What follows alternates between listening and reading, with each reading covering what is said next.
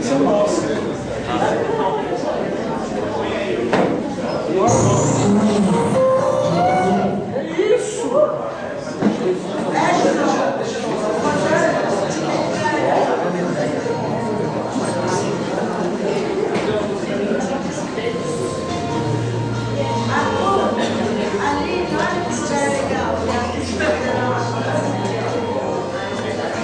Deixa de lado das mamães, ali.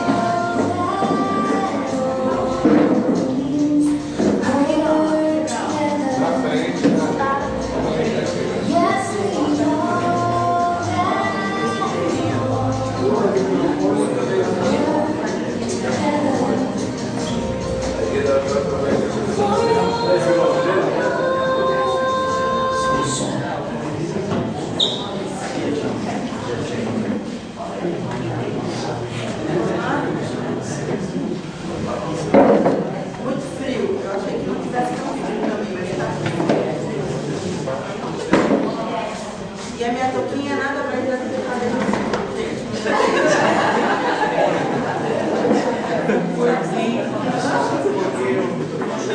esforçar um pouquinho. Hoje a gente vai ter o debate, né? Então espero que todos estejam preparados, todos estejam bem articulados para falar, para colocar a sua opinião. E a gente vai colocar já esse momento nas mãos de Deus, para que Deus mesmo esteja dirigindo. O pastor Bial vai estar intermediando. Vai estar intermediando esse momento. Olha, cara, eu chamei o Celso para fazer essa parte, mas ele não tocou. Muito claro. Eu acho que fica melhor desligado. Vamos orar então, gente, para a gente começar? Pai, nós te louvamos, Senhor, e te agradecemos pela possibilidade que o Senhor nos dá nessa manhã fria, gelada, estarmos aqui, Senhor, na tua casa, para te louvar, para aprender mais da tua santa palavra. Nós sabemos por ela mesmo que ela é viva, ela é eficaz, ela penetra até o fundo das nossas almas, Pai. Por isso nós queremos colocar esse momento nas tuas mãos, nesse lugar que é tão difícil da aula, Pai, pela movimentação das pessoas, porque as pessoas circulam nesse lugar. E às vezes para nós, professores, é tão difícil a concentração, mas que o Senhor mesmo vem estar trabalhando nesse momento, que teu Espírito tenha a liberdade de estar passeando, Senhor, no nosso meio, trabalhando na vida do pastor que vai estar conduzindo esse momento, trabalhando na vida de cada um, Pai, que se dispôs nessa manhã a estar aqui, que o inimigo não tenha oportunidade, Pai, de tirar a nossa atenção, de tirar a nossa concentração, e que cada um possa entender o recado que o Senhor tem preparado para nós nessa manhã. Pai, nós colocamos esse momento diante de Ti, nós colocamos a vida dos professores, a vida dos alunos, nós colocamos a nossa igreja, Pai, nas Tuas mãos, para que o Senhor mesmo esteja no comando, Pai, de tudo aquilo que nós podemos fazer. Nós colocamos esse dia, a nossa vida no Teu altar, Pai. A Deus que eu oro e chamo a Deus. Amém. Bom dia, pessoal. É o seguinte, a nossa aula hoje, ela, na verdade, vai ser um laboratório. Nós vamos ter como dinâmica da aula. Tem microfone. Que chique. Estou acostumado. A dinâmica da nossa aula vai ser o seguinte: nós vamos reprisar algumas partes do programa. Eu sempre falo na geral, mas não é na geral, né? É na moral. Na geral é aquele outro programa do rádio. Então, na moral, onde o Silas Malafaia, um padre católico, um ateu e um candomblessista tiveram um debate a respeito de assuntos gerais. Nós vamos pegar algumas partes do vídeo, né, e vamos trabalhar nessas partes. Qual que vai ser o exercício, qual que vai ser o laboratório? Vai ser o seguinte: a nossa fé, a vida cristã, nós não vivemos só para a igreja. Nós somos crentes para viver. E viver implica em existir na sociedade também. Então, vou dizer que você, como crente, Você tem que reagir aos fatos da vida, como qualquer pessoa, de alguma maneira. E o crente, ele vai ter respostas que a gente vai chamar de biblicamente, reações biblicamente orientadas. Nós temos opinião sobre as coisas, mas um crente, ele tem que ter opinião biblicamente orientada. E a gente precisa aprender, exercitar a nossa mente para tomar a palavra de Deus como base das nossas afirmações, das nossas respostas, do nosso comportamento, da nossa existência. É isso que eu chamo da gente ter a mente de Cristo. Ter a mente de Cristo é ser guiado pelo Espírito Santo a partir do que a Escritura diz e ter respostas, então, aos fatos da vida que sejam respostas biblicamente orientadas. Às vezes a gente tem muita opinião e a gente tem que questionar se nossa opinião sobre determinada coisa ela tem respaldo bíblico. Então nós vamos pegar exatamente esse material que gerou entre nós, entre os evangélicos, muita discussão se as respostas do pastor teriam sido respostas que representam o pensamento dos evangélicos a respeito daqueles assuntos. E a nossa proposta hoje não é julgar o Silas Malafaia se ele respondeu certo ou respondeu errado. É a gente se colocar no momento, dizer assim, que resposta eu tenho para este assunto? Então isso é só uma ilustração. A gente vai pegar 3 pontos. É só uma ilustração, mas existem outras questões da vida. Existem outras questões, outros fatos sociais, outros fatos da vida que merecem a sua atenção e uma resposta biblicamente orientada. Abra sua Bíblia aí na carta que Pedro escreveu. A carta que Pedro escreveu, vamos começar só pegando esse embasamento teórico.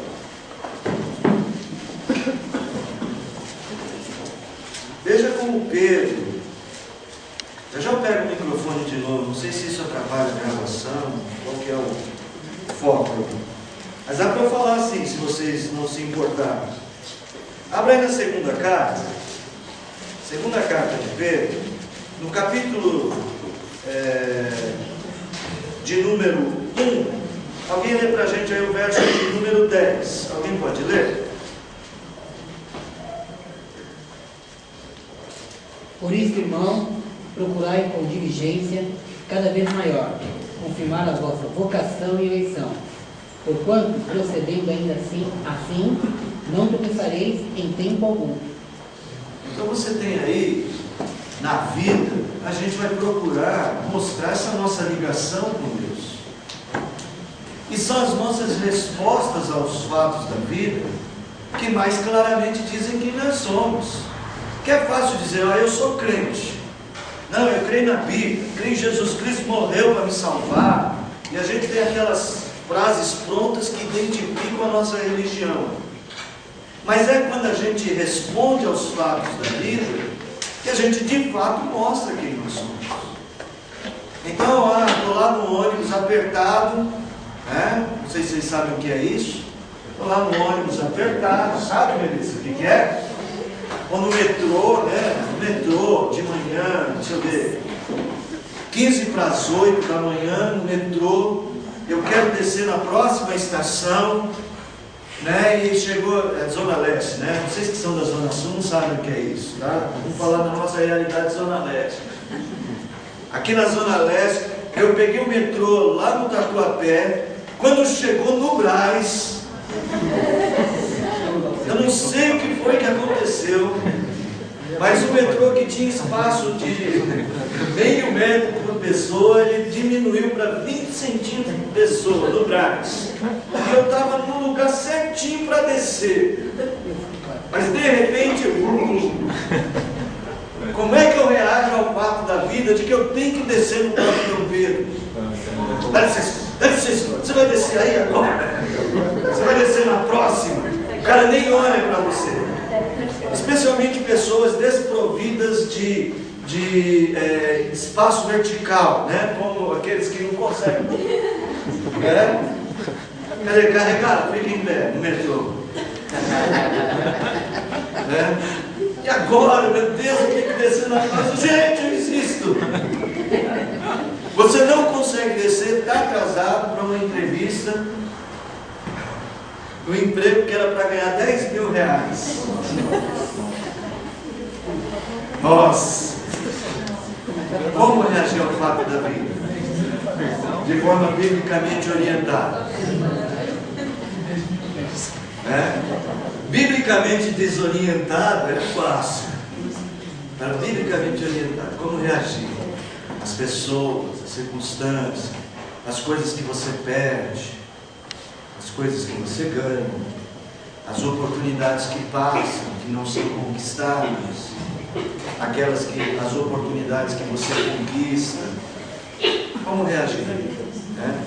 Então, eu acho que esse é um exercício que eu e você, que Deus coloca na nossa vida para fortalecer essa nossa relação com Ele. Em segundo lugar, para servir de testemunho. E para servir, nós somos, para nós, crentes em Cristo, nos foi dada a tarefa de cuidar desse mundo. De cuidar dos ímpios, de cuidar dos que não nos amam. Nós somos a luz do mundo e nós somos o sal da terra. Nosso compromisso com a existência e com os fatos da vida é um compromisso com Deus. Então nós temos que aprender a responder essas coisas do jeito de Deus. Então esse é o exercício que nós vamos fazer hoje. Vamos tentar. Eu quero que vocês nos ajudem, porque se vocês ajudarem, a nossa aula vai ganhar em termos de qualidade. Como é que a gente vai fazer isso? Vamos passar um vídeo, vamos fechar a temática, porque às vezes eles falam muitas coisas, a gente fecha sobre um assunto, e vocês vão fazer um exercício de dar uma resposta, 2, 3 pessoas cada vez, dar uma resposta biblicamente orientada. Eu não consigo ainda fazer isso. Nós vamos ensinar. Aí a gente termina aquele primeiro período e eu tento fazer eu e os professores, a Ruth e o Wilson, vamos tentar ajudar vocês a encontrarem pontos de como dar uma resposta biblicamente orientada àquele aspecto. Tá bom?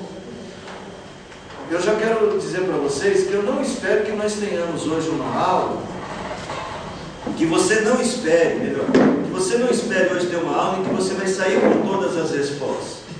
Nós não vamos ter respostas. O que nós teremos são ferramentas. Tentar desenvolver a ferramenta de responder aos fatos da vida de forma biblicamente orientada. Bom, então a ideia, o importante não é como é que a gente vai chegar à resposta sobre tal assunto, qual a nossa resposta, mas como nós estamos construindo essa tal resposta. Tá bom? Quero pedir a participação de vocês, dá opinião, sem medo. Tá? Tá gravando. Se você falar qualquer coisa que não está legal, a gente apaga. Ou a gente põe no YouTube. Vamos lá, primeiro vídeo. Se eu tenho que tirar o defeito por causa da sua confissão religiosa, alguma sobre a missão de confissão religiosa, foi simplesmente para cumprir o que está na lei. A nossa Constituição, no artigo 5, também no artigo 19, ele fala da possibilidade do Estado, então, ele poderia ter. Já você vai contar as consequências da sua ação. Pastor, é correto expor crucifixos em espaços públicos? Deixa eu dizer uma coisa para você. Lógico que se o Estado é laico, não existe um outro. Eu sou evangélico, eu sou pastor, ok? Não temos nenhum símbolo visível à igreja evangélica, mas eu entendo também uma outra coisa. Existe uma questão cultural de um povo. Mesmo eu não acreditando no crucifixo, porque sou evangélico, mesmo eu não aceitando aquilo, porque sou evangélico, mas entendo que tem uma questão cultural do nosso país, do nosso Brasil. Eu entendo isso. Eu vejo assim, uma questão cultural. Mas também entendo que se alguém que preside uma instituição e ele se sentir incomodado, ele também tem o jeito de dizer, olha, quando vir um outro católico, põe aqui o crucifixo, porque comigo aqui eu não quero. Agora, eu acho que tem mais a ver com complementaridade. Igrejas do Santo Açúcar, são tribunais, hospitais, câmaras, senados, está frente símbolo. É aceitável que não é aceitável.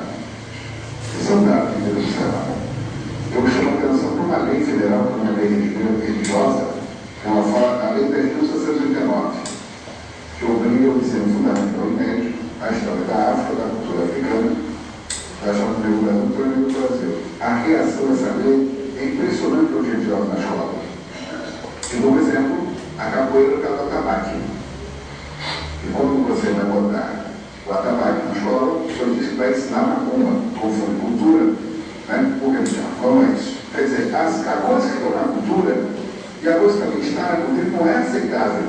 Então, eu acho que se você não pode contemplar a todos aí para o papel estadual, né? Você não tem que contemplar ninguém. Como ouvir a opinião do ateu, depois eu quero continuar a história do carro. Como o ingênuo Miguel ali, aí tem a questão da igualdade. Né? Se há um singular, é porque esse é melhor do que os outros. Não somos todos iguais, a mesma coisa do direito. Então, o que é importante é notar que o fato de ser um dado cultural não faz com que ele seja lícito. Também um dado cultural, o preconceito racial, a corrupção são coisas terrivelmente brasileiras. Então, a nossa cultura, ao longo de 4 séculos, o ensino do Brasil era Vamos continuar com a história do Carlos Roberto. Aí foi retirado, o senhor durante o processo sofreu algum tipo de ameaça? Fui ameaçado várias vezes, inclusive eles reuniam a Câmara às 17 horas, eu ia às 16 horas. A própria Igreja Católica, juntamente aos padres, ia em multidões à Câmara. Eu nunca vi tanto crucifixo na minha vida. Ele levava. Era assim, tipo um vampiro. Eu fui lá, entendeu? Eu tive realmente momentos muito difíceis na minha vida. Porque isso eu queria até hoje. No fim das contas, o crucifixo ficou lá.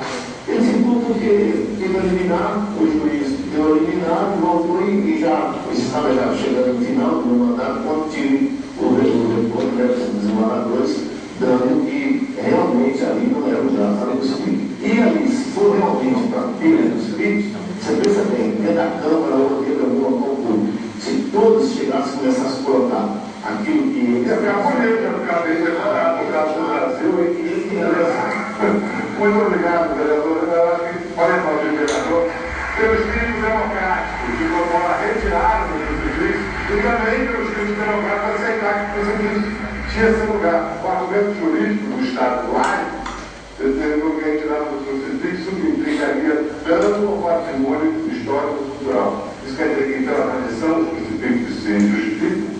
Nós temos uma tradição bem constitucionária em que o crucifixo continua, faz parte em todos os tribunais, mesmo porque é um dado cultural. Cristo foi inocente, levado injustamente à morte. Todos nós, quando vê aquele imagem do Cristo, devem se lembrar para que não impedisse que ele se continuasse em instituições religiosas, que a pouco pode alimentar o Cristo perdoa. Porque assim, o religioso se mostra parente. E ao mesmo tempo você vê a própria justiça como um símbolo, uma deusa grega, Temis, que segura, tem olhos vendados, uma balança para o religioso caldeu, e ninguém até hoje, por cultura humana, estuda esses símbolos. Vamos ouvir o ministro Lages Brito, que tem uma apresentação bonita para dizer por que é legal a presença de crucifixos em espaços públicos do Estado laico. A Igreja Jesus como humanista. Ele foi, na história da humanidade, certamente, o mais autêntico dos seres humanos. Jesus doa mais no poder à distância entre pregar e o que fazer. Isso tem nome, autenticidade. Então, é esse homem autêntico que é reverenciado nos tribunais das repartições públicas e não o fundador das igrejas cristãs. Arlindo Cruz, para você, O assunto é Estado laico. Estado laico. Vocês viram aí o foco no crucifixo que fica nas repartições públicas. Em algumas, boa parte dela já foi abolido hoje. Os bancos, algumas agências bancárias não têm crucifixo. Quem trabalha em bancos que tem algum crucifixo na sua agência? Tem? Mas algumas ainda não tem, mas a maioria retirou. Antigamente, quase todas as agências tinham um crucifixo. O que vocês acham? O Estado laico, ele exige a retirada, ele pode ter a retirada. De que maneira, biblicamente, você trataria essa questão? Alguém gostaria de sugerir uma resposta? Qual a sua opinião sobre isso? Na escola, um professor está dando aula, ele escreve, por exemplo, um versículo bíblico na lousa. É legal isso? É uma coisa boa para se fazer? Não pode, não pode. Um médico, ele está dando uma receita para o paciente. Está lá atendendo um balcãozinho do SUS, sentado ali, um monte de gente esperando na fila, e ele pega na caixa lá um remédio e fala: rapaz, você vai tomar esse remédio aqui, mas vem cá, eu sou crente, vou fazer uma oração por você, porque olha, sem Deus esse remédio não faz bem. Pô, esse remédio, né? Vamos pedir para Deus usar esse remédio para curar você. Que a cura mesmo vem de Deus. O médico pode falar assim, pode ter esse contato. Como é que vocês acham que um Estado laico deve ser? Para nós, para nós, é muito bom que pudesse, que fosse bom. Mas eu acho que ele tem que ser inerte, ele não pode vender nem para um lado nem para o outro, porque ao mesmo tempo que a gente está vendo no evangélico, e se fosse um macumbeiro lá falando dos orixás dele lá, que ia fazer isso por você e você é um cristão que está recebendo aquela consulta, ou seu filho no colégio, eu acho que ele tem que ser totalmente inerte, nem para um lado nem para o outro. Para nós seria ótimo, sim, mas estou pensando que o nosso porquê tem a ver com uma outra possibilidade. Eu fazia supletivo, tinha uma professora que na parte da manhã ela era diretora numa escola e à noite ela dava aula para nós na suplência, né? Toda vez que ela entrava na sala, ela cumprimentava um por um dos alunos e colocava um versículo da Bíblia na lousa. Certo. E tinha uns pessoais lá que criticavam ela, umas pessoas. Falou: mas professora, para que a senhora coloca isso daí? Aí ela explicou: isso daqui é um versículo que tem na Bíblia. Ah, mas eu não sou crente. Ela falou: mas só crente que tem Bíblia? Sua mãe, você não tem uma Bíblia na sua casa? Não tem, não quer. Não, aí os caras começaram a questionar ela. As pessoas começaram a questionar ela. Ela falou assim: meu, isso daqui é um costume meu, você não é obrigado a copiar isso daqui. Eu coloco isso daqui por obrigação. Tem pessoas que gostam e pessoas que você não gosta. Eu respeito sua opinião. Certo. E aí acabou todo mundo se acostumando com isso.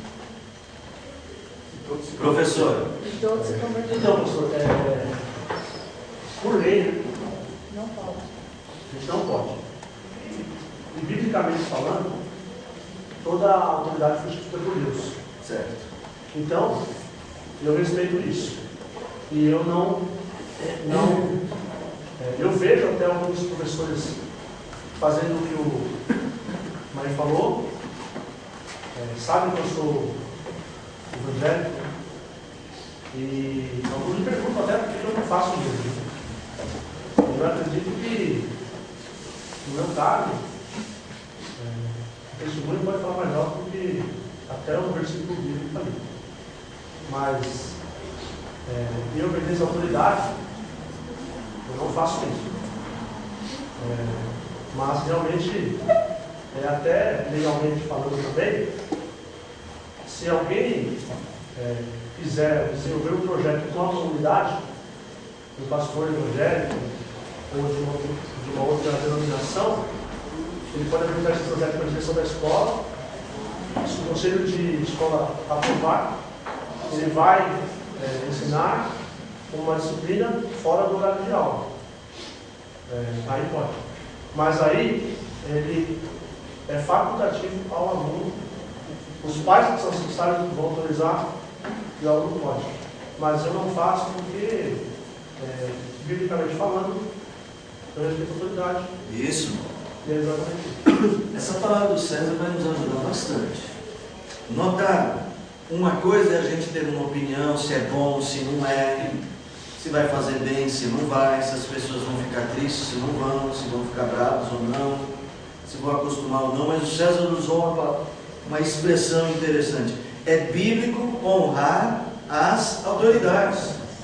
Se existe uma lei que diz não pode, existe uma lei. Abre aí em Timóteo.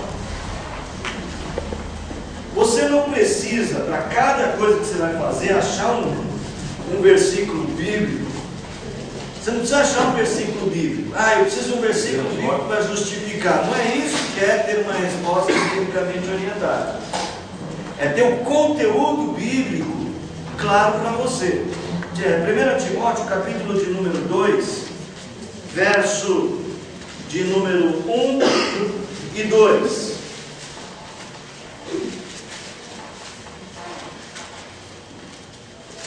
Vai lá, quem achou? Exorte que se use a prática de súplicas, orações, intercessões, ações de graça, em favor de todos os homens, em favor dos reis e de todos os que se acham investidos de autoridade, para que vivamos vida tranquila e mansa com toda a dignidade e respeito. Como você sabe, toda autoridade é dada por Deus. Jesus Cristo, diante de Pilatos, disse assim: você não teria autoridade se do alto não viesse. Quando os legisladores, quando os homens da lei estabelecem princípios para serem guardados, esses princípios encontram respaldo bíblico, eles não exigem de nós o pecado, nós podemos e devemos obedecer. Nós só temos autoridade para desobediência civil se as ordens dos governantes afrontam as ordens do nosso próprio Deus. Por exemplo, se um governante vem e fala assim: a partir de hoje está instalado o seguinte, homem só tem que casar com homem. Você está claramente vendo, se fosse obrigado, agora, a partir de agora nós não fazemos mais casamento hétero, nós só vamos fazer casamento homossexual. Acabou o casamento, biblicamente falando. Aí nós somos autorizados à desobediência civil. Que, aliás, se vocês não sabem, né, é bom que saibam, há um trabalho muito especial de Calvino sobre essa ideia da desobediência civil e de Lutero. Porque se você voltar lá na história, naquela época a religião e as leis que regulavam o povo, elas eram muito próximas. E o que Lutero fez, em certa medida, é uma desobediência civil em alguns casos. Então, inclusive, há tratados dele sobre isso, sobre a possibilidade da revolução. Né? Isso faz parte da nossa história, a história da nossa denominação. Só que nós somos uma denominação, a nossa crença cristã é por um Estado não governado pela religião. Então, isso é importante. Olha, eu creio que as autoridades vieram dadas por Deus, a Bíblia diz. Aliás, eu tenho que orar para a gente ter vida tranquila e mansa, para que Deus use de forma abençoada essas autoridades, para que a gente não tenha leis abusivas, leis contrárias à nossa fé. Podemos trabalhar politicamente para isso acontecer, mas se existe uma lei, essa lei precisa ser respeitada. Isso é biblicamente orientado. É uma posição biblicamente orientada. Não sei se fica claro o recurso. Outra coisa, mas nós temos a possibilidade de escolas confessionais. Eu sou um professor, é o seguinte, eu só consigo dar aula se for colocando versículos bíblicos. Você tem outras opções.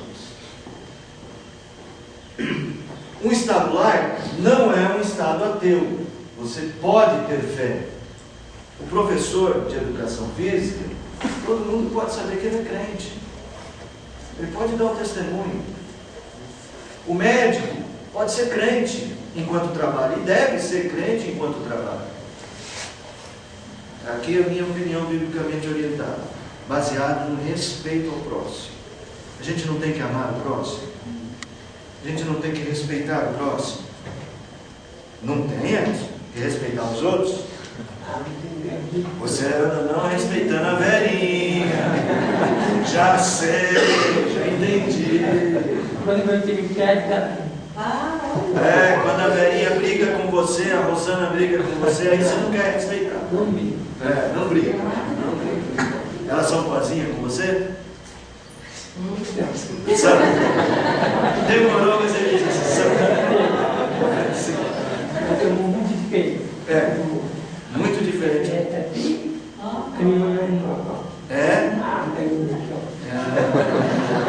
Você dá mais moleza para ele, né? Ah, eu? O Edson hoje está amoroso, vamos aproveitar.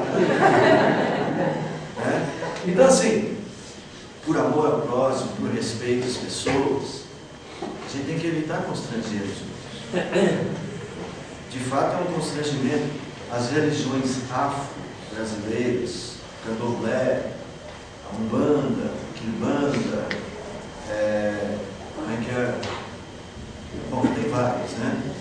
Eles têm uma dificuldade de aceitação no nosso imaginário cristão. Nós somos um país de maioria cristã. De certa maneira, a gente tem que trabalhar com respeito. De encontro uma pessoa vestida a caráter da religião afro, a gente tem uma tendência, ou não? Eu vi o programa todo, como é que é o nome do cara que está ligando? Ali Cruz. Ele usa, oi? Como é que chama? Guia. Ele diz assim, ele chamou de cordas ou cordões lá no coisa, e falou assim, olha, tem pessoas que vão em determinados lugares, eles tiram os nossos guias, tiram os nossos cordões, porque não são aceitos em determinados lugares. Nós temos que aprender a respeitar. Isso é biblicamente orientado, porque isso é respeito ao próximo. Paulo chega em Atenas, eles têm 1 milhão de deuses lá em Atenas. Paulo não chega, mas vocês são um povo idólatra mesmo, né? Como é que Paulo se aproxima deles? Vejo que vocês são muito religiosos. Então, vê, ele não chegou lá quebrando os ídolos dos atenienses. Eu percebo que vocês são muito religiosos. Você quer uma comunicação com um ateu, com um representante de uma outra religião? Crie pontos de contato. Vejo que vocês são muito religiosos, e andando pela multidão dos vossos deuses, encontrei um altar ao Deus desconhecido. Esse altar ao Deus desconhecido, esse Deus que vocês não conhecem, é justamente o Deus de quem estou falando. Não era, gente. Ele usou um ponto de contato. Os atenienses não levantaram um altar para Jeová, ao Deus dos hebreus. Eles levantaram um altar para qualquer divindade que aparecesse reivindicando um altar. Se aparecesse um Deus lá, né, e falou assim, não tem templo aqui em Atenas para mim. Aí os atenienses falaram, está lá, você não era conhecido até ontem. É o seu altar, nós pensamos em você. Qualquer um candidato podia ocupar aquele altar. E Paulo disse, você é o nosso Deus. Isso é respeito.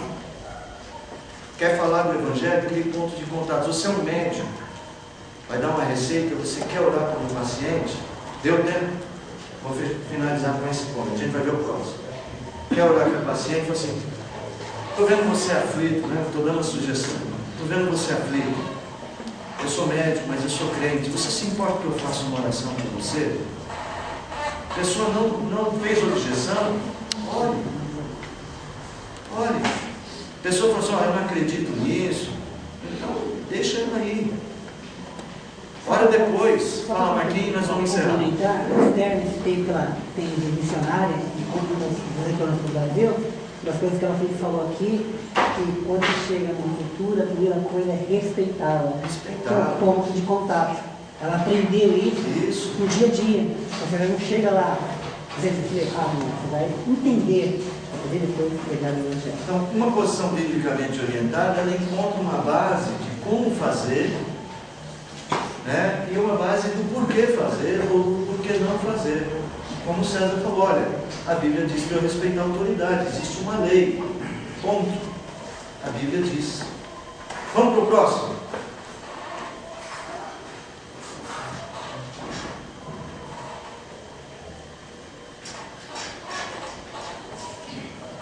Daniel Sotomayor, a sua interpretação, a fé para o crescimento do Evangelho. Bom, os protestantes não são novidade no país. O que foi novidade nos últimos 20 anos foi o surgimento e o crescimento da teologia da prosperidade.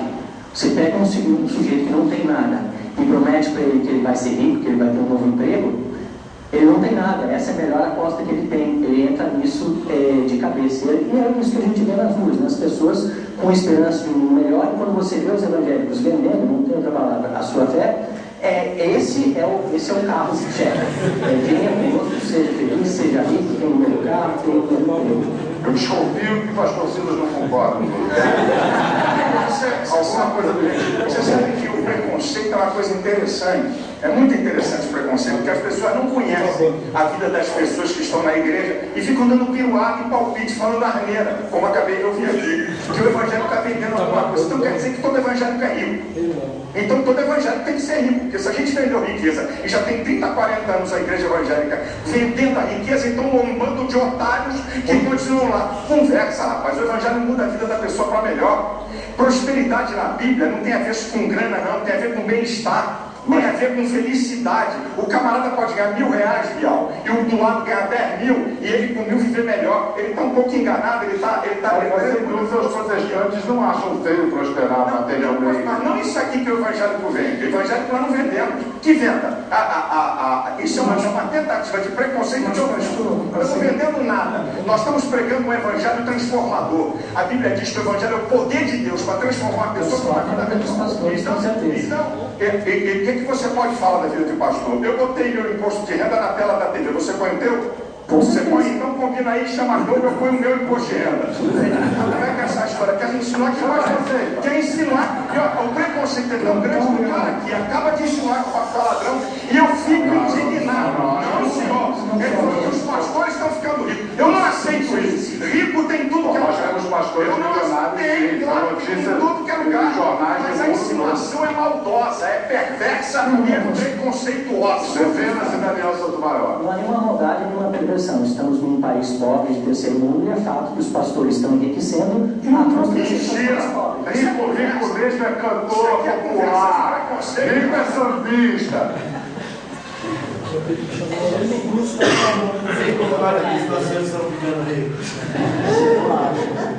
A última era dizendo para o João fazer seminário. Era o conselho da noite para o João. Gente, aí tem a ver um pouco com a nossa fé, a maneira como as pessoas estão nos vendo. É lógico que ali tem exageros. Todo pastor está ficando rico, é complicado. É lógico que não é verdade. Que todos os evangelhos estão vendendo prosperidade, é lógico que não é verdade. Mas é como as pessoas estão nos enxergando. Biblicamente orientados. Como é que a gente vai responder alguém que diz para você na rua assim: cara, você é evangélico? Você está enriquecendo o pastor. Você é evangélico? Você é mais um desses que vive para dar dinheiro das igrejas?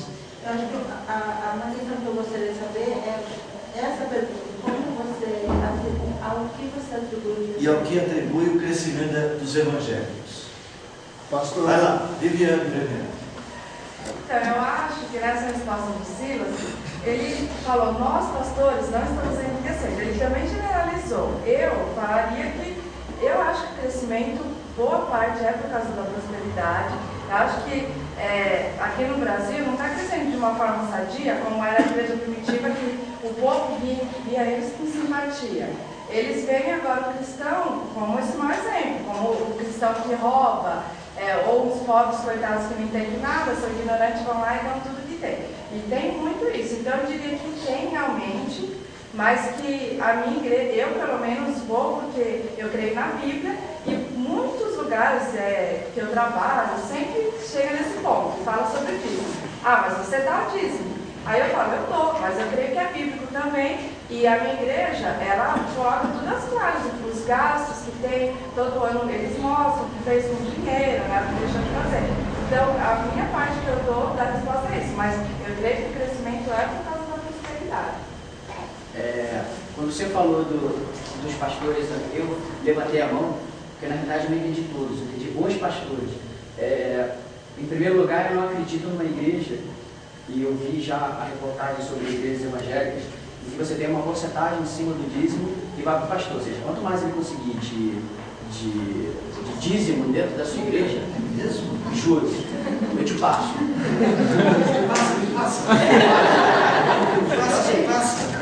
E a do Silas Malafaia era uma delas. Então ele fazia digamos assim, a renda do pastor ela estava diretamente ligada à quantidade de dízimos que a igreja conseguia levantar. Então assim, eu não acredito nesse tipo de igreja. E na realidade, até de acordo com o que a Penny falou, o que acontece é que o crescimento do evangélico como participação assim, na sociedade, ela foi realmente nesse mercado da desilusão, digamos assim. Na terça-feira vamos fazer aqui uma oração da prosperidade, todo mundo vai sair daqui do emprego. Então, assim, foi um crescimento em participação. Isso não quer dizer que a igreja, como por exemplo a presbiteriana, que a gente não pratica isso, não tem esse tipo de crescimento. Mas a grande parcela dos católicos e outro tipo de religiões que migraram para a evangélica foi mais ou menos por isso, por uma desvalorização social, digamos assim, da sociedade, que a pessoa agora acredita em qualquer coisa. Mas o que o Silas Malafaia falou, eu não concordo mais disso. Sim, pastor, Depois o João, depois o Batalha, depois o Reis. com relação à resposta, né, que o senhor falou assim, se alguém me perguntar, quer dizer então que você enriquece o pastor, tal, tem aquele versículo bíblico, né, que fala que cada um dará conta de si mesmo, né. Então, se o pastor está enriquecendo que o cara está fazendo errado, é a cara dele com Deus lá que vai resolver depois, né. Eu acredito em Deus, acredito que Cristo deve me salvar. Agora, se o que o cara está pregando, ele está usando isso de má fé, para enriquecer, para enganar os pobres coitados, como ela falou, para enganar uma sociedade que está desacreditada, propriamente no governo, na questão social, na desigualdade social. Se a pessoa está fazendo isso e o cara está fazendo isso, é ele que vai pagar. Entendeu? Eu estou buscando a minha salvação, que é individual. Né? Legal. Então, vamos depois lá. São duas fases aí, na minha opinião. Porque antigamente, quando você ia falar alguma coisa do evangelho com alguém, aí o pessoal perguntava para você, na sua igreja você tem que usar cabelo comprido, né? Então, antigamente a gente era taxado por isso, não vou na sua igreja por causa disso, tem que usar cabelo comprido, saia lá embaixo, então isso a gente era taxado por isso, então as pessoas davam uma desculpa para mim por causa disso. Recentemente, com essas igrejas aí que estão na TV, eu também fico até chateado quando eu assisto um programa desse, porque eu falo, não é isso que, né? Não é isso que é o Evangelho. Isso não me representa. Exatamente. Então, assim, mas é o que o pessoal vê, né? Infelizmente é o que o pessoal vê. E o pessoal vê alguns pastores ricos mesmo. Todos esses pastores que tem igreja são ricos. Se a gente for pegar Estou começando a desconfiar que o melhor pastor é o pastor pobre. Assim, pelo menos você diz, o pastor da minha igreja é pobre. Então, eu vou chegar. Se você na Bíblia, se você fala em Malaquias 3, você trazer os mantimentos para a igreja, para promover a igreja. Né? Porque a igreja, se você for falar com alguém, fala assim, como é que vive uma igreja? Quem vai pagar conta de água, de luz, negócio? Você são os membros que estão ali. Então, teoricamente, quando você traz o dízimo, ou mais ou menos, você traz nesse sentido. Né? Então, são todas as despesas. É o que a Bíblia falou.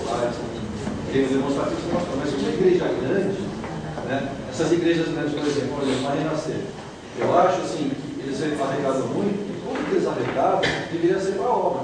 Então, o que acontece? Hoje eles pegam alguma coisa de uma ação social de algum tipo, muito pouco pela arrecadação, o resto acaba ficando como patrimônio do pastor. Infelizmente é isso, né? Nas opiniões. Então, assim, e a Bíblia fala mesmo, né? Que tem muitos que vêm para ganhar, esse negócio tudo.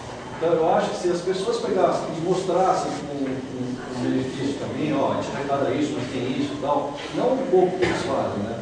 Então seria diferente. Então, o que vem aparece hoje, o de Macedo tem uma casa no Campo Geral de 7 milhões de dólares, né? Fulano tem jatinho, então é isso que vem. Infelizmente, você pega uma pessoa que não vê e tal, é isso que vai estar na cabeça dele. Como eu falei no início, antigamente o pessoal falava, você é daquela televisão, não pode fazer isso. Então, assim, o que a pessoa falou, o crescimento realmente, eu acho que, em grande parte, é em tudo isso. Às vezes o pessoal tem que a nossa igreja não cresce, né? Se a gente de repente colocasse uma reforço, seria um crescimento, mas não é a essência do Evangelho. Eu acho que a gente não ia crescer, que a gente não sabe. Então, exatamente. Por isso. Gente, eu tenho que limitar, senão o nosso tempo vai rápido, tá? Tem pessoas que já pediram a palavra. Só um dia uma pessoa falou para ti, não vou falar o nome, tá, Tino? A pessoa falou assim, esse seu pastor é que é pastor mesmo, eu estava com Fiesta. Olha o carro dele. Coitadinho. Outro dia eu vim com outro carro, né? O carro melhor, né? Eu fiquei com medo, será que a pessoa está aqui? Vai lá, Silvia. Na minha opinião, um dos problemas que eu vejo já no programa é justamente a escolha das pessoas, né? Eles conseguem escolher as pessoas de outras denominações, mas na hora que tem que escolher justamente uma pessoa, no caso do evangélico, escolhe justamente aquele que não está preparado, não tem uma referência. Ele não é referência. Ele é imperativo, ele daqui a pouco ele vai bater no cara que está do lado dele. Se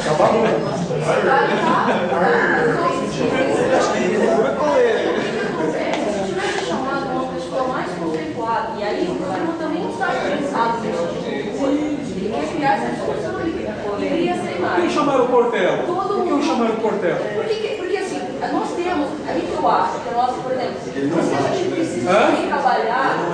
Exatamente. Porque a gente precisa trabalhar, assim, esse caso aí, infelizmente, e é o que vai disseminar na cabeça das pessoas, né? Que é a imagem e que ele representa todo mundo. É importante, sim, vocês não vão ficar num programa só, nós temos que ter uma resposta biblicamente orientada. É tomar cuidado para a gente não criar, porque a gente tem vários argumentos. Desde os argumentos, nem tudo é assim, e de fato tem muita coisa que é assim mesmo, até aquele argumento que é, não, isso aí é só o Silas que é o problema. Não é, a gente tem que biblicamente orientar como é que a gente responde essa questão, que é o crescimento dos evangélicos, que é o crescimento das igrejas, como responder alguém que acusa você de estar dando crescendo para as coisas, tá? Você só mesmo falar e você fala. Mas a questão que a gente fala, mas qual é a forma? Eu acho que o problema maior está aí. Qual é a forma que a igreja usa para o crescimento do evangelho? Uma igreja vai pender para um lado e para outro. Qual é a forma que as igrejas hoje estão usando para o crescimento do evangelho? Então, se alguém vem e pergunta para mim, né, primeiro eu ia querer saber o que ele entende de evangelho. Saber qual é o conhecimento dele. Porque somente falar, como o Mateus falou ali, que todo mundo faz isso, faz aquilo, né? O senhor falou que hoje melhor vai ser pastor pobre. Pastor da igreja não é esse problema dela. Vai lá na minha igreja que o pastor é pobre. Você já não ia ter muito seguidor, não, né? O pastor já é pobre. Também. Então, já ia ter gente que não queria. Já teria gente que viria. Né? O problema hoje é que a maioria das igrejas hoje tem um dono. Vamos dizer assim, a nossa igreja ela não tem um dono. Né? Vamos dizer assim, mas que a gente vê por aí, praticamente sempre aquela mesma pessoa que está lá, que é o dono, e a visão que a gente tem, o dinheiro vai para a gente tem, já ouviu várias.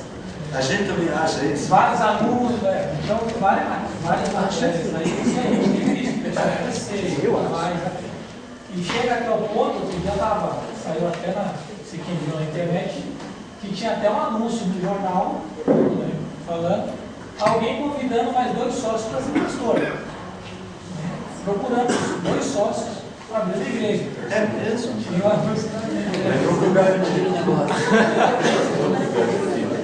Aí vai trazer para essa visão. Vai dar dinheiro. Vou dar a palavra para você, eu dou a palavra econômica para vocês. Assim, o que nós estamos pensando, né? Porque se hoje eles veem a gente com essa unidade da prosperidade, agora eu estava pensando nisso quando o pessoal falava, acho que dentro da própria igreja mesmo, que alguém falou da questão do dízimo lá, eu acho que poucas pessoas entendem que o dízimo é uma parte de adoração. É bíblico, gente. A administração que se vai fazer, então, irmãos nossos me dão a Bíblia porque acham que os presbíteros vão administrar mal. E não entendem que isso, no ato de você dizimar, você está adorando a Deus. Você está devolvendo para ele aquilo que não é teu, nem é nosso. Então, mas o nosso conceito mesmo, nosso, sem pegar o que eles pensam, mas o que nós pensamos acerca de como eu devo adorar a Deus, da maneira como está sendo o meu crescimento, a palavra que o pastor trouxe domingo passado, né? Não me preocupação com a minha santificação, mas com a santificação do meu irmão. Então, essa questão também para a gente pensar, quando alguém perguntar para a gente, você entrega o dízimo ao seu pastor? Não, eu entrego para Deus. E se a gente levasse mais a sério essa questão de adoração em relação ao dízimo, muitas das coisas que a gente faz aqui poderiam ser eliminadas, né? Várias campanhas que a gente faz, então talvez a gente tenha sido taxado dessa forma, porque a nossa mentalidade interna é uma mentalidade de não adoração. Palavra econômica lá, para vocês. Quando eu digo econômica, tá? Acabou o tempo. Vai lá. Acho bem interessante que então, só completando, a gente conseguir explicar para as pessoas que assim como uma ONG precisa de meios para se sustentar, a gente como cristão também tem as nossas regras. Qual é a regra que a gente obedece? A gente tem que honrar pai e mãe, a gente não tem que obedecer os 10 mandamentos. Olha, nossa regra é essa daqui, a Bíblia. Então a gente tem que obedecer essa regra aqui de que existem pessoas que precisam seja para pagar conta, para ajudar outras pessoas que têm necessidade, expor que não é só a repetição pastora. Talvez sugerir, olha, a gente não concorda com a postura de uma igreja que sabe que tem um pastor enriquecendo, sabe que seria outros líderes dessas igrejas substituírem esse pastor. Não será que a gente não concorda, mas de uma maneira sábia com amor, porque senão, se a gente, talvez, né? Você tem alguma coisa para o pastor ficar rico? Mas a gente que seja uma equipe. Desde que ele reparte com a família. Teve um psicólogo que foi convidado, realmente foi assim, um psicólogo que foi convidado para as situações de uma igreja, de uma certa denominação, olha, a gente vai explicar como é que funciona, a gente oferece um curso, como você pode manipular as pessoas, algo assim, bem às claras. Aí esse psicólogo na época negou essa proposta, só que aí começou a contar para todo mundo, então é uma forma de denegrir o nome de Deus também, é muito complicado. Esses exemplos muito ruins, assim, que são os mais...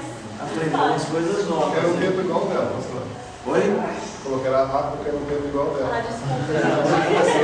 O senhor é mais curto. Pastor, é o seguinte, eu penso assim, que quando você tem um propósito de montar uma igreja, eu acho que já é porque ela vai ser concorrente, porque as igrejas pentecostal e pentecostais elas já têm um objetivo. Eu acho que a essência está sendo deixada de lado, tá? Que é se falar a palavra. Não, é uma das maiorias, né? Agora, o que eu acho assim, quando elas crescem, tá? Elas se tornam concorrente. A essência passa a ser segundo plano e passa a ter o quê? O marketing político falar mais alto. O que eles deviam falar do evangelho, pregar a palavra, fica mais ou menos em segundo plano. Eu vejo também como o Papa. O Papa, ele poderia vir para cá, a essência do evangelho, que ele podia anunciar e falar mais, falar de Cristo, tá? Ele fez o quê? O marketing político. Porque como ele está do lado, ele quis agradar todo mundo, né? Então ele abençoa o católico, abençoa o espírita, abençoa o muçulmano. Então ele é realmente, como é que se fala? Quando se juntam todas as igrejas, né? Ecumênico. Ele fez um encontro quase que ecumênico, né? E o evangelho em si deixou de ser a essência, de falar. Eu acho que o encontro é bacana, mas daqui um mês, 2 meses, você não vai falar mais nada. Quando chegar próximo do próximo encontro, daqui dentro de 2 meses, aí vai ter de novo, né? Então eu acho que a essência, por exemplo, das igrejas, e nós, por exemplo, o presbiteriano, se nós pregamos o evangelho correto, fazemos a coisa que é certa, seguimos a palavra, nós devemos vencer nossos medos. Nós não falamos o que temos que fazer também. Acaba ficando quase que político, porque o que nós devíamos pregar para os ricos, nós deixamos essa situação para os espíritas. E eles acham que hoje eles fazem as boas ações doando dinheiro para se revelar da sua salvação.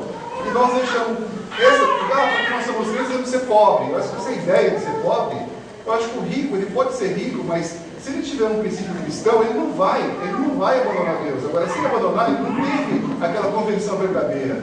Agora, por conta disso, nós deixamos os espíritas fazer esse trabalho. Entendi. Ao tempo. Mas o pastor meu vai ser curto e grosso. Meu Silas Malafaia. Eu não concordo com a opinião que a Silvia teve ali sobre o pastor Silas. Cada um tem uma opinião, certo? Ali foi o momento que ele teve de expressar. Ali se imagina, o Bial, ele está igual o Faustão, ele pergunta e não deixa o pessoal terminar o raciocínio da pessoa para terminar a pergunta, já corta. Ali funciona assim, o evangelho, o nosso nome evangélico está levando aí para fora, na questão que, na minha opinião, só vem a nossa, está pedindo dinheiro.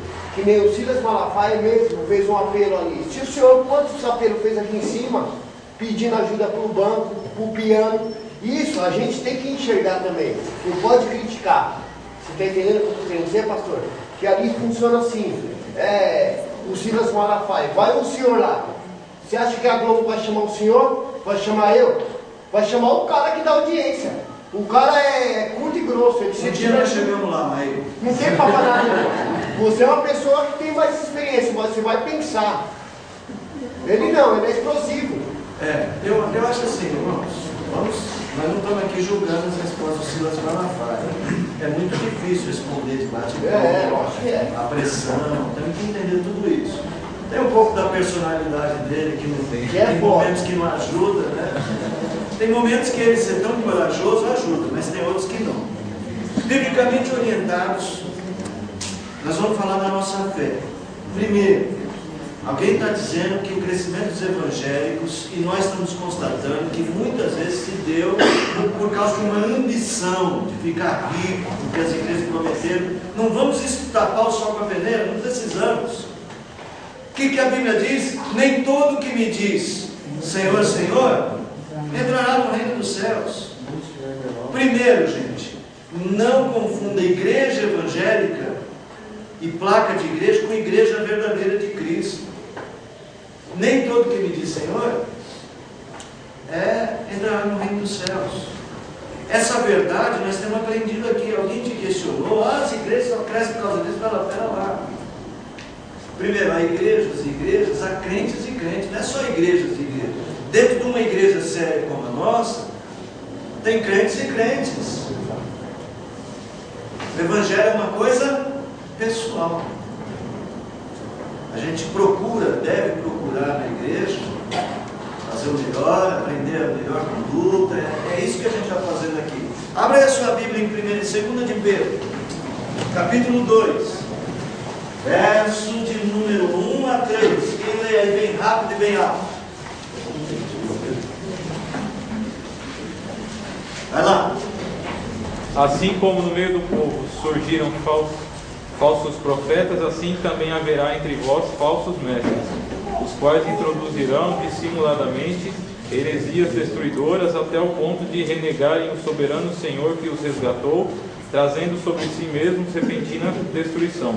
E muitos seguirão as suas práticas libertinas, e por causa deles será infamado o caminho da verdade.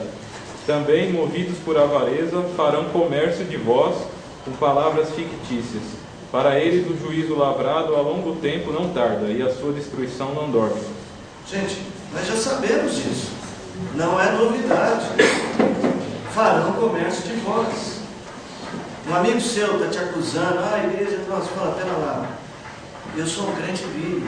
A Bíblia fala que eu devo buscar a Deus, que é bom que eu esteja em comunhão com outras pessoas que creem, com bom e com suave estarem unidos os irmãos, que nós devemos congregar, não abandoneis a vossa congregação, que é bíblico sustentar esse trabalho para a proclamação do Evangelho. Biblicamente orientado, você não precisa ter medo do dízimo, você não precisa ter medo de sustentar a igreja. O apóstolo Paulo fala assim, digno de dobrados honorários os que presidem bem, especialmente os que pregam a palavra. Assim como a gente sustenta pessoas do poder público, não precisa lá de alguém na delegacia prendendo bandido, não é pago. Não precisa de uma pessoa, um vereador, que a gente às vezes não concorda, mas ele precisa receber para fazer a função pública. Se se é importante para a pessoa o alimento espiritual, se a palavra é importante, não é isso que ela diz, que ela é importante, é bom que a gente tenha alguém que possa se dedicar a isso.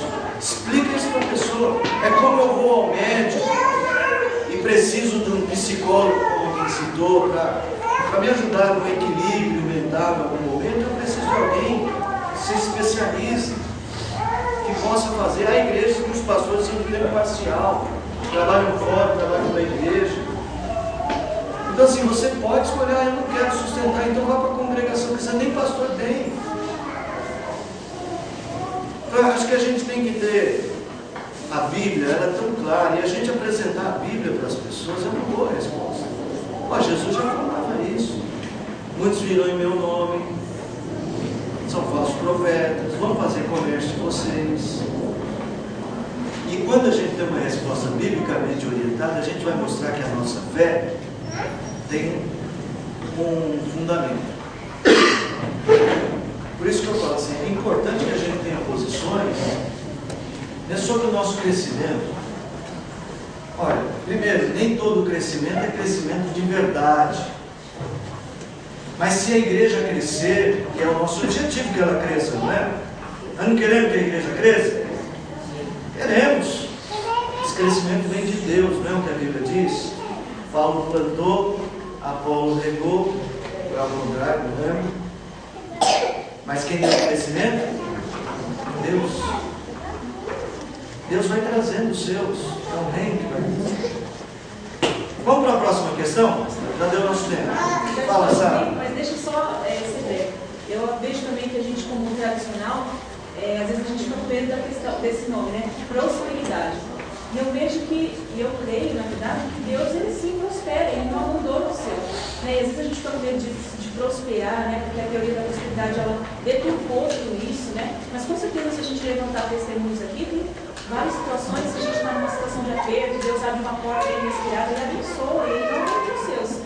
Né? Então, biblicamente orientado, a gente também tem que saber que Deus abençoa os seus. Sim, não precisamos ter medo. É boa palavra, sabe? É proibido ficar rico? A Bíblia proíbe? Não. Mas se eu fico rico, veio de quem? Agora é proibido ser pobre? Não. Também não. Agora, se eu não tenho dinheiro, de quem é que está por trás dessa minha história? Deus também. Agora eu tenho que aprender a viver com Deus, tanto rico como pobre. Essa é a diferença, está certo? Mas não precisamos ter medo da palavra prosperidade, não precisamos ter medo de, eu vou estudar porque eu quero melhorar na vida. Você só não pode fazer do dinheiro de Deus, né? Pessoal, vamos para a próxima?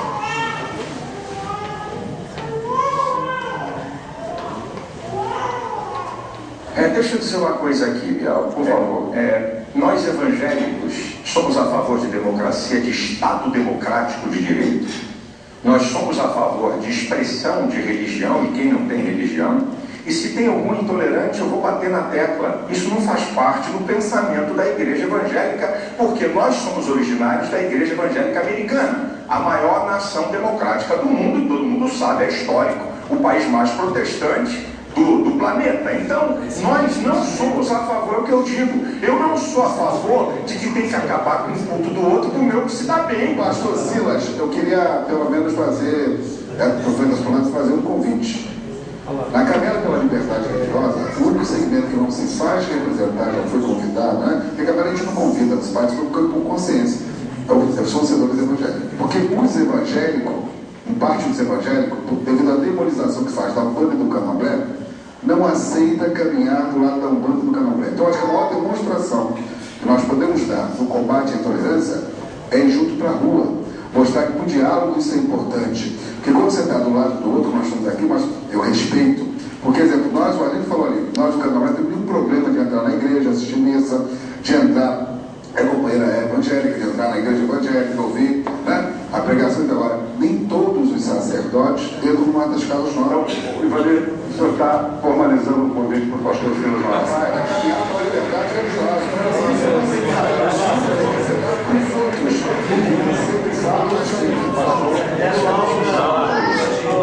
Você não precisa muitas vezes fazer uma caminhada com o outro para dizer que tolera o outro, que aceita o outro. Porque a caminhada também tem viés de interesses políticos, de ONGs e de organizações. Então nós evangélicos somos a favor, é isso aqui, Estado laico.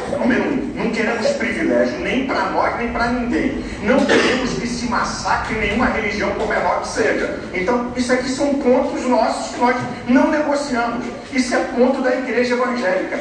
Andar com o outro não significa que você está de acordo com o pensamento dele. Porque lamento dizer que a sociedade é muito hipócrita e quer dar uma amostra de alguma coisa para os outros, certo? De seus princípios e valores que tem, que interessa esse jogo visual. Então nós evangélicos, todo mundo sabe, nós somos a favor disso aí. Liberdade para todos.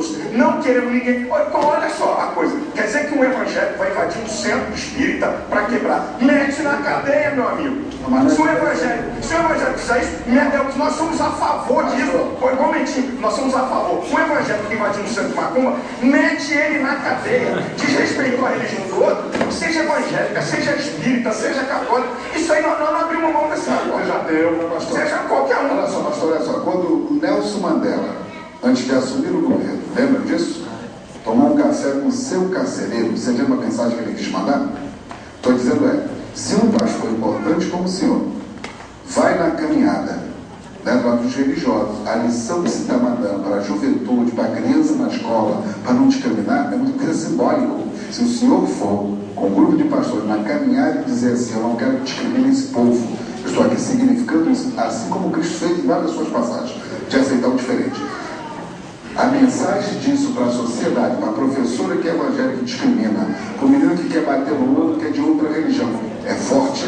Estou dizendo o seguinte, está falando de simbólica, porque a sociedade, querendo ou não, a religião, ela tem a ver com o simbolismo. A intolerância não acaba só com retórica política, ela vai acabar com ações concretas de sinceridade na rua.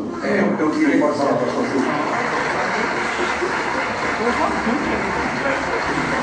Muito bem. Eu queria dizer que eu tenho a absoluta certeza que ninguém ensina a criança. Se existe uma religião que ensina a criança e jovens, chama-se os evangélicos. Nós temos uma coisa chamada escola dominical. Lá a gente ensina a respeitar os contrários.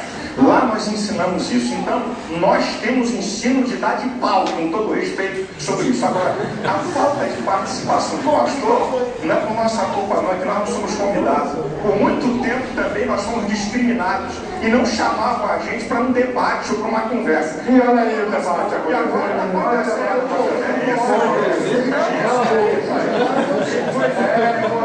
e na hora que o convite foi feito, eu estou aqui e venho para tantos pontos fora. Muito obrigado. Se tiver uma caminhada que não houver nenhum interesse político, aí eu participo sem nenhum problema. O interesse político está presente. Eu sei o que eu estou falando aqui. Eu entendi. Eu sei o que eu estou falando aqui. Muito obrigado a todos.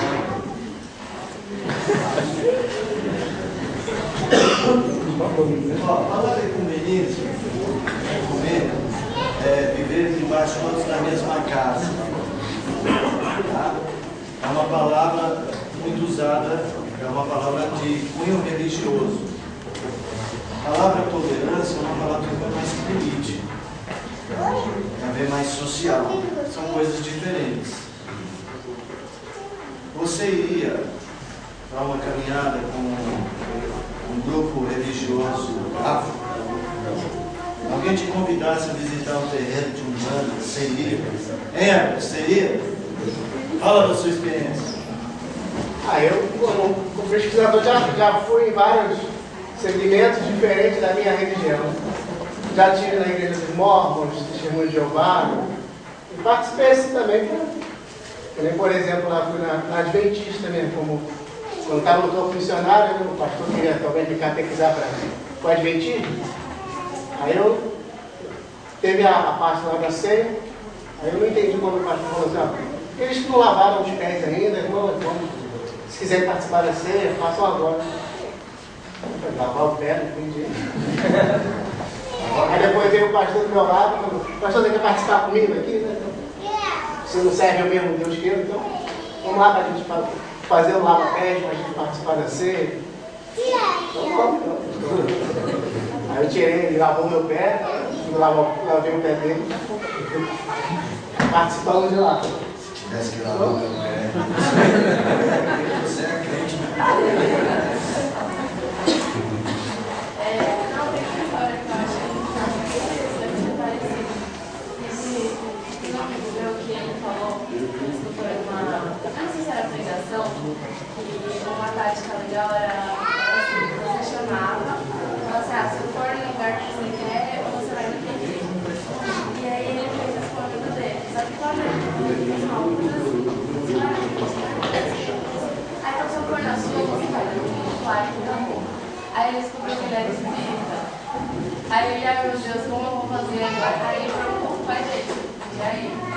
Aí o pai dele ficou meio assim, mas ele falou, aí ele explicou, ele falou, pai, eu preciso ir, porque se eu não for, ele não vai lá na nossa. E aí o pai dele deixou, ele falou que foi, participou daquelas coisas lá, ele falou que ele fez tudo. E aí ele falou que depois o menino foi pra igreja dele. E ele falou assim que o menino gostou muito disso, se achou muito bem.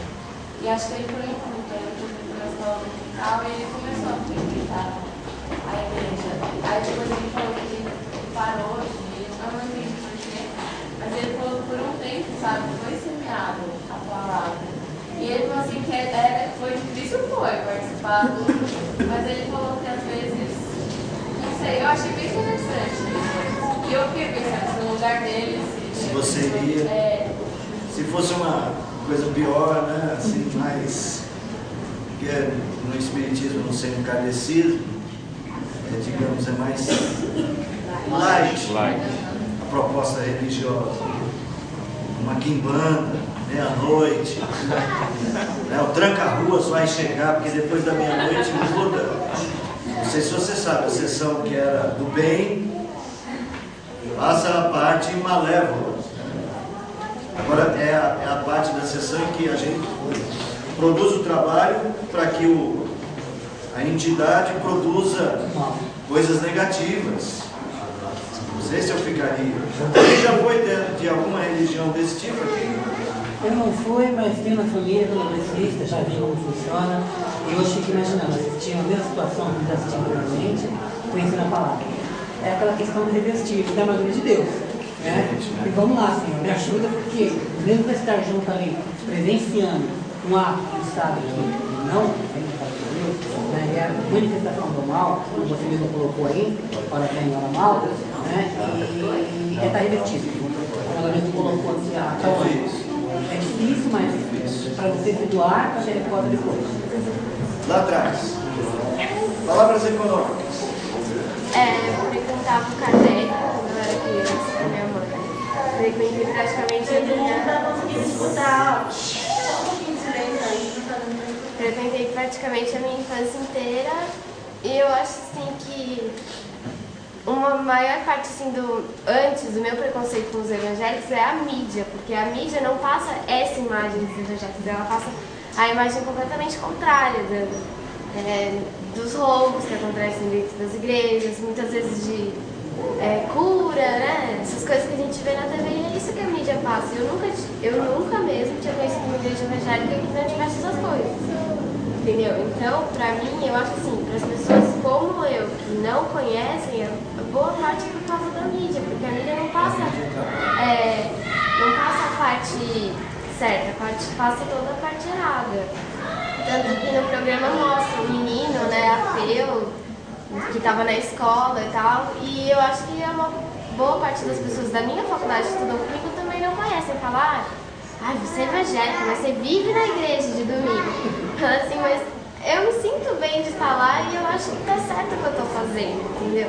E a minha mãe é Kardec ainda, e o meu pai, ele chegou a ir algum tempo em igreja evangélica, mas ele foi nas erradas. Então, hoje, ele se nega, ele fala, não, eu creio no meu Deus, eu leio a minha Bíblia, mas eu não tô.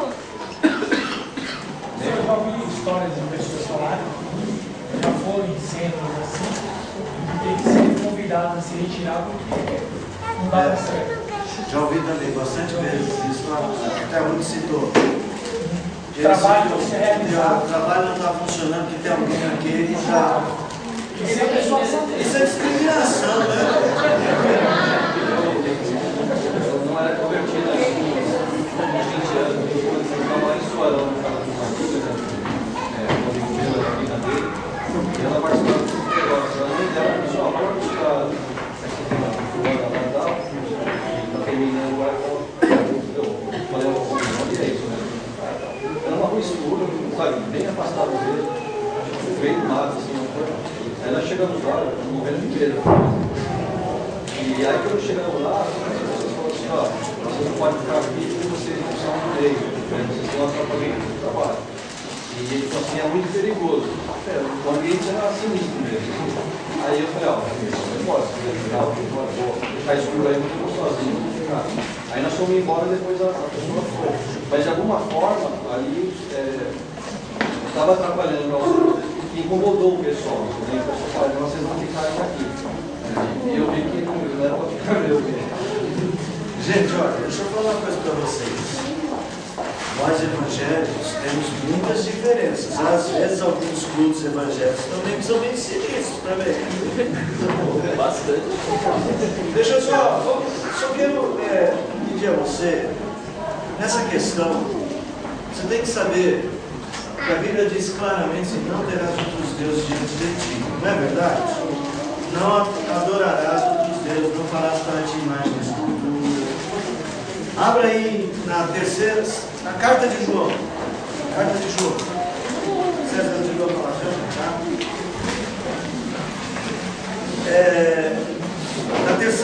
Na segunda carta de João, quase um bilhete, né? Quase um bilhete. Verso 10 e verso 11. Verso 10 e verso 11. O que diz? Se alguém me vir convosco e não traz a doutrina, não me recebais em casa, nem me deis as boas-vindas. Porquanto aquele que lhe dá boas-vindas, faça cúmplice de suas obras más. Preste atenção que a Bíblia está dizendo. Lembra lá no Velho Testamento? O povo ia entrar na terra de Canaã, Deus fala: não se associe aos seus deuses. Nós temos que saber separar essas duas palavras. Uma coisa é tolerância, amizade, e isso a gente pode ter em qualquer pessoa, de qualquer religião.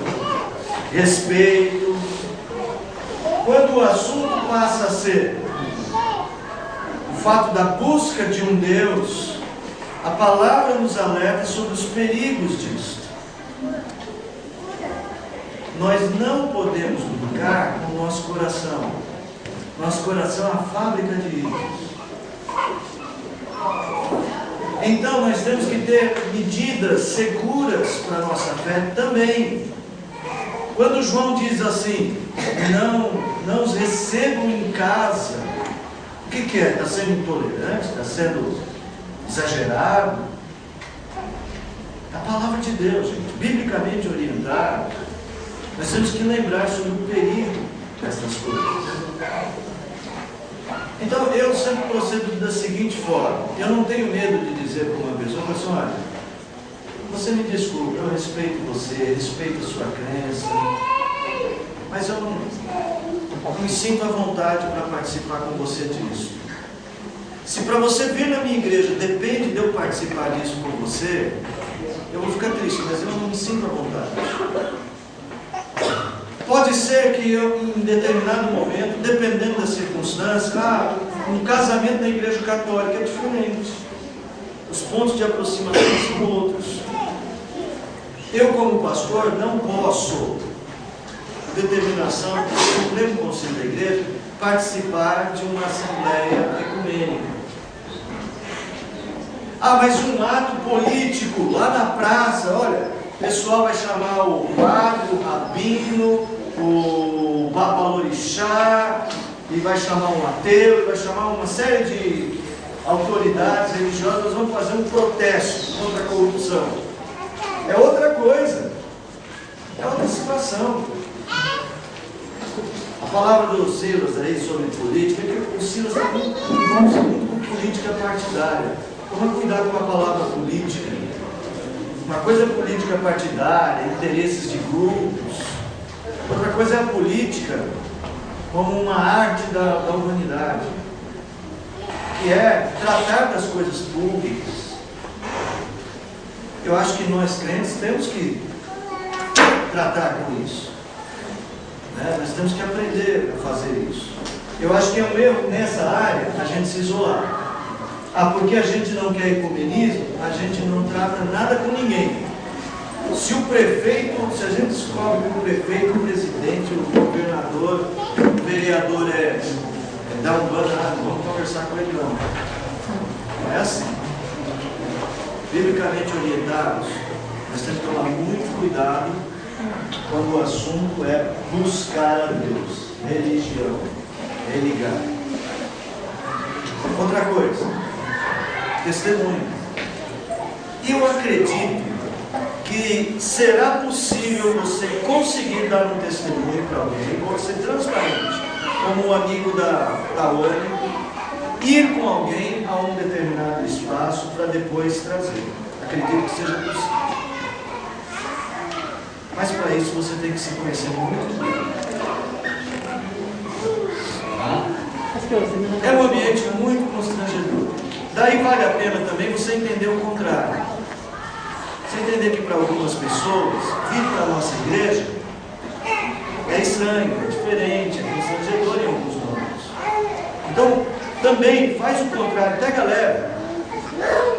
Você quer que a pessoa venha, agora o pastor vai orar por você, o pastor põe a mão na cabeça dele, ora por ele, é a primeira vez que ele vem na igreja. Grita no ouvido dele. Grita no ouvido. Sai! Quem que pediu a palavra? Não, eu digo o seguinte, pela forma que você colocou, é válido também o que a Tawane fez, mas aí você mesmo colocou que você não se sentiria bem, não determinação nossa por causa do Supremo, mas por causa do texto que você acabou de ler aqui, né? Sim, o texto bíblico é a nossa orientação. Mas não podemos ultrapassá-lo porque nós temos um conceito melhor que a Bíblia. Nós não temos conceitos melhores que a Bíblia. Pastor, é uma coisa assim, por eu frequentei o Kardec, eu posso dizer que o Kardec, ele fala aquilo que você quer ouvir, entendeu? Então, tem muita gente que tem preconceito em vir para a igreja evangélica também, porque sabe que vai tomar uma chamada de atenção, sabe que vai ter que se reprimir de algumas coisas, vai ter que ter uma vida diferente do que a da Kardec. Então, eles já não querem por causa disso, serem reprimidos, entendeu? Porque a Kardec fala aquilo que eles querem ouvir. E muitas vezes você passa por provações e na Kardec eles não falam nada disso.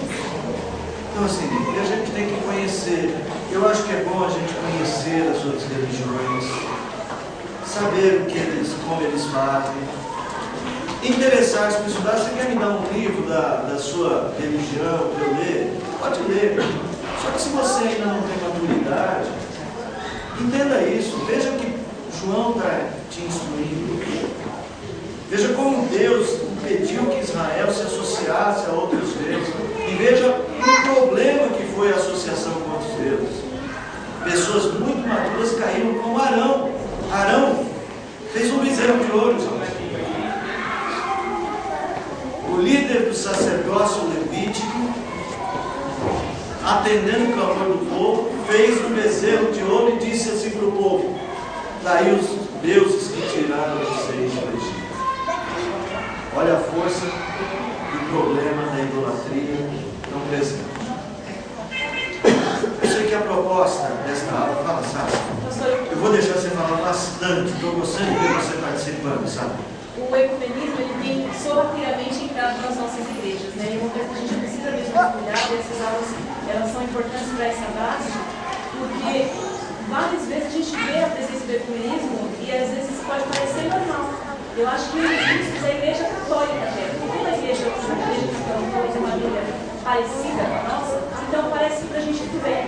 Então a oficina G3 é uma banda de grande influência para os jovens. Eu já vi várias vezes eles participarem, fazer junto show, por exemplo, com uma outra banda chamada Rosas de Saron, que é uma banda católica. Então cantar para eles é uma coisa, agora cantar juntos com a nossa voz, como Deus está cantando. Né? Então a gente tem que ter cuidado com isso. E ecumenismo versus tolerância é perfeito. E respeitar uma coisa. Agora receber, como a Bíblia fala,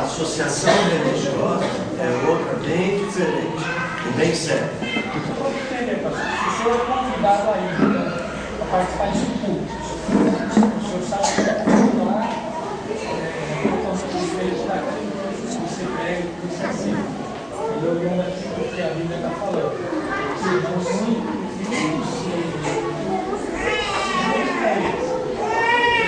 eles lá adoram outra coisa.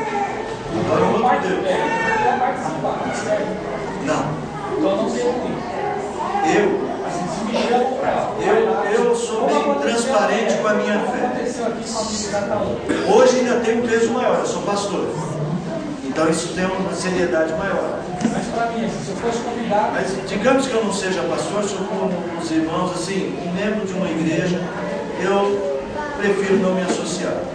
Mas vou ser transparente e dizer para a pessoa, não vou ficar contando mentira, não vai dar, tem compromisso. Olha, eu me sinto à vontade para participar com você disso. A minha convicção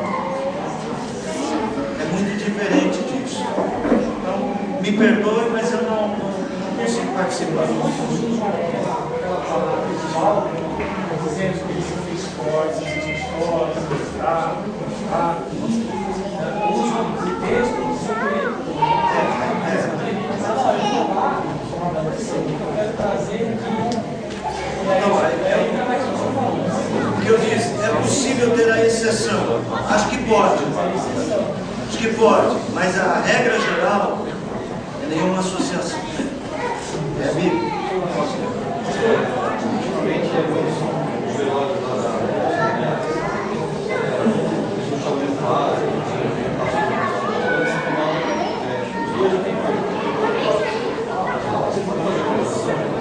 E aí eu pego aqui, mas um deles era espírito, o outro era católico. Vou falar, eu não posso pedir aí eu falo para a turma, eu falo, vamos agradecer a Deus que a pessoa deu a missa no nosso todo, e agora está ali, Deus decide. Então assim, é complicado você também estar no lugar e você tem que agradar, porque ele é um momento difícil, porque os parentes perderam. O velório não respeita as pessoas, não é uma pessoa que é de de outro segmento religioso. Eu não vou chegar lá e falar, Senhor, que pena que o Senhor não salvou fulano. Vamos respeitar. É hora de dizer o contrário, é hora de pedir pela família. Você não pode falar, felizmente, no sagrado, a gente não pode chegar, mas seguir as pessoas aqui. Biblicamente orientados, nós temos que amar as pessoas. E aquela não é uma hora de. A gente deve perder, não é perder. Tomar muito cuidado com esse costume da gente querer fazer todo o velório no momento da conversão de todo mundo. Espera lá, devagar, que o santo é de barro. César, vou encerrar. César depois vai vir e a gente vai encerrar. César. Pastor, eu só queria fazer uma crítica mesmo, porque. Se você vai fazer aqui, uma crítica à nossa igreja, porque, assim, realmente eu vejo que é uma intolerância muito nossa com relação às outras denominações, principalmente a igreja do Candomblé mesmo. É assim, eu acho que hoje nós somos mais preconceituosos com os neopentecostais. Nós temos que tomar cuidado com isso, gente. Também, pastor. Nós estamos ficando muito preconceituosos com esse pentecostal. Eu só queria lembrar de uma passagem, quando a mãe estava com Neca, mergulhou lá as vezes e tal, aí nós temos que ver esse Deus que me criou. Mas como que eu vou fazer? Porque ele tem um general lá, ele vai adorar o Deus dele e tal, falou, ele vai para aí, ele deu ou não, fica tranquilo, Deus sabe que é o seu coração. Perfeito, Sérgio, perfeito, legal. Então, mas eu queria assim, dizer que eu vejo intolerância da nossa parte, até o desconhecimento da palavra nossa, de nos sentirmos inseguros, né? De repente, num lugar como esse, né? Às vezes a gente até evita uma companhia como você, vamos falar que ela é tão velha. E direto, quando a gente fala na rua, as pessoas falam, nossa, olha lá, o cara se diz protestante, evangélico, mas ele está lá com. Então eu acho que é muito. Eu acredito que a nossa igreja, hoje, é culpa dela mesmo, traz segurança. Deus vai falar. vou tomar o seu exemplo, muito bom. Há exceções, mas a exceção não deve virar regra.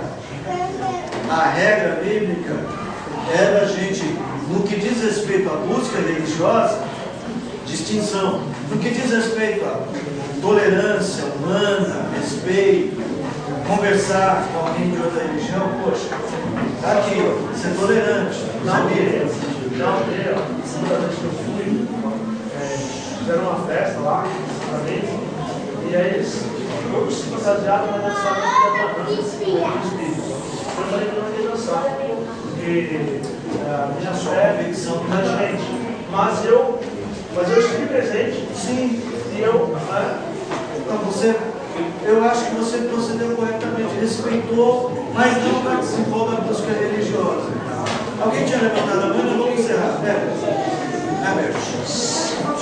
Sobre essa questão assim, de diferença religiosa, acho que a nossa principal postura é não olhar aquele que é diferente de nós como já um demônio, então que só pode vir coisas ruins dele, porque ele também pensa estar no caminho certo.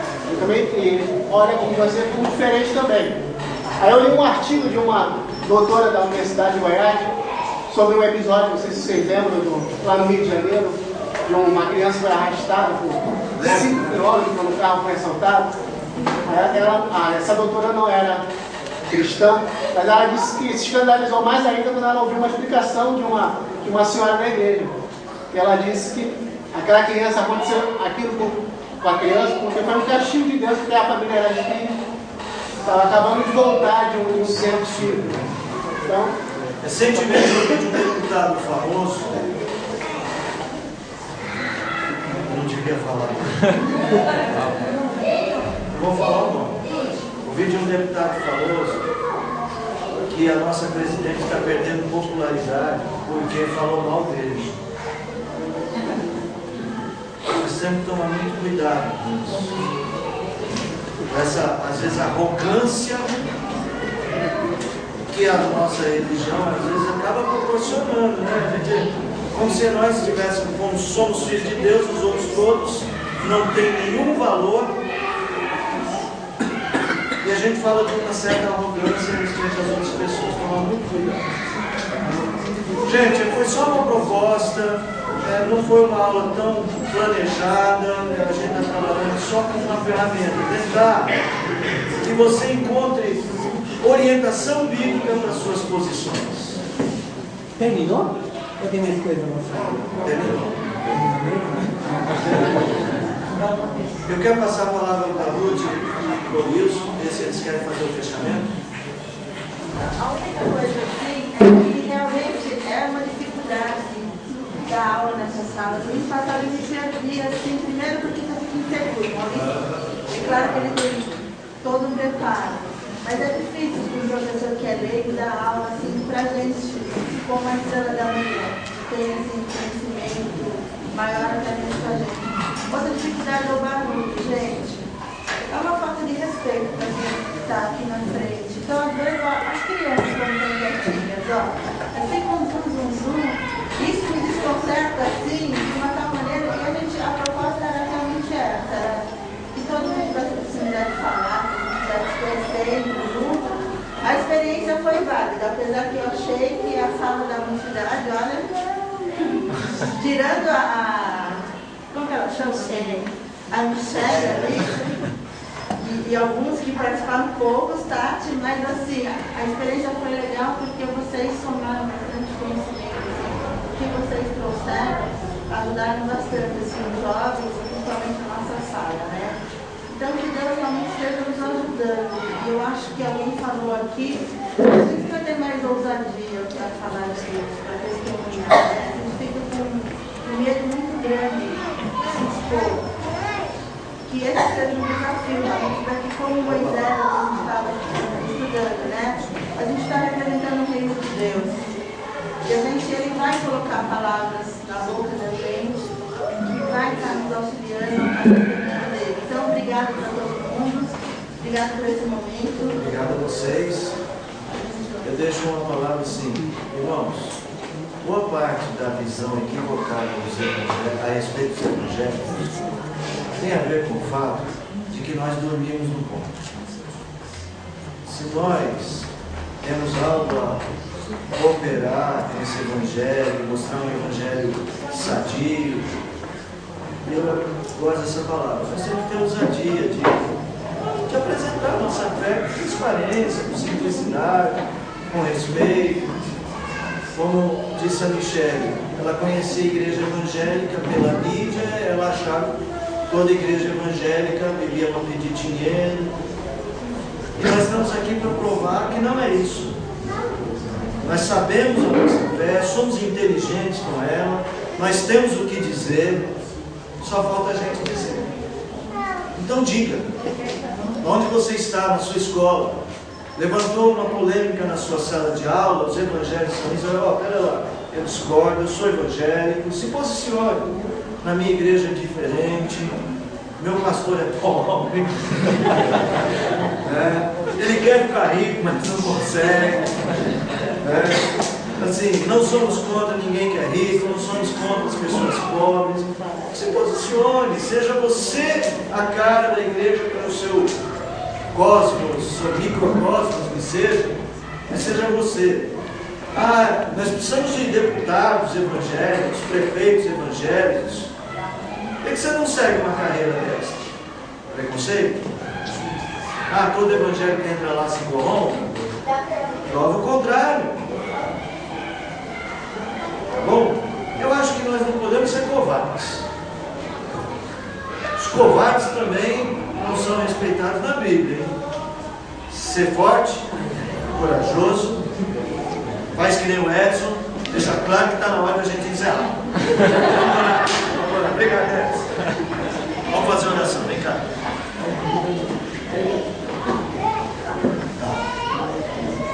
Vamos orar, vamos ficar em pé e vamos orar. Senhor Deus, eu agradeço porque nos deste a tua palavra e ela é o referencial de vida. Nos ensine, Senhor, a apresentar a nossa vida a partir de conceitos bíblicos bem fundamentados, de um coração crente, transparente, simples. Ensina-nos a amar as pessoas, por mais diferentes que sejam de nós, e ensina-nos a apresentar Cristo de uma maneira viva e verdadeira. Abençoa os jovens, eles que sofrem, Senhor, a mais completa discriminação por sua fé, que eles sejam também fortes para apresentar um evangelho equilibrado pela palavra. Obrigado por esse encontro essa manhã, pela oportunidade que tivemos. Acrescenta no nosso dia a dia.